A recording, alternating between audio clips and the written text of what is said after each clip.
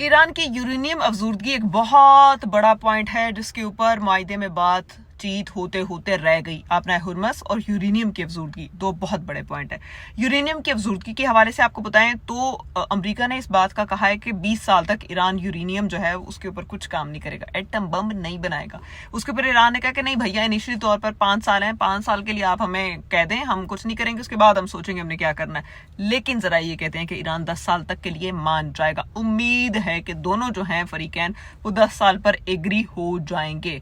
और ईरान की यूरेनियम अफजूदगी 5 साल मुअत्तल करने की पेशकश थी और अमेरिका ने पेशकश को कहा नहीं पाए गो, और 20 साल की मुअत्तली पर इसरार किया अमेरिका ने, और इसका दावा किया अमेरिकी अखबार न्यूयॉर्क टाइम्स ने। इसके अलावा उसने लिखा है मुज़ाकरात के दौरान ईरान की जोहरी सरगर्मी से मुतालिक तजावीज़ का तबादला ख्याल हुआ। दोनों फरीकैन किसी मुआहिदे पे पहले दौर में नहीं पहुंच सके। मुआहिदे की जानिब अब भी पेशरफ्त हो सकती है, हमारे वाली बात 10 साल। और फिर उसके बाद उन्होंने कहा मुज़ाकरात के दूसरे मरहले का भी इम्कान है, जिसकी आज सदर ट्रंप ने जो है वो वजाहत कर दी। उन्होंने कहा कि दूसरा जो है मरहला वो होगा।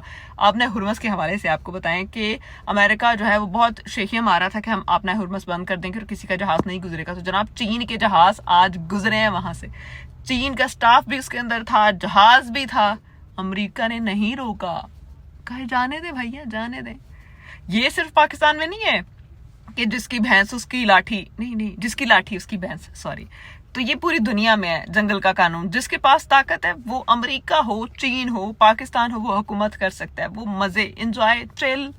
तो अब चीन अब गुजरा है तो अपना किसी गरीब का जहाज गुजरा होता ना, अमेरिका ने पकड़ के चपेड़े मारनी थी स्टाफ को भी। अब चीन का गुजरा है तो कुछ नहीं कर, उसने कहा चलो भैया तुम चले जाओ। उसे पता है कि टेक्नोलॉजी में चीन कहाँ से कहाँ निकल गया, तो चीन के साथ जंग बराह रास्त नहीं की जा सकती।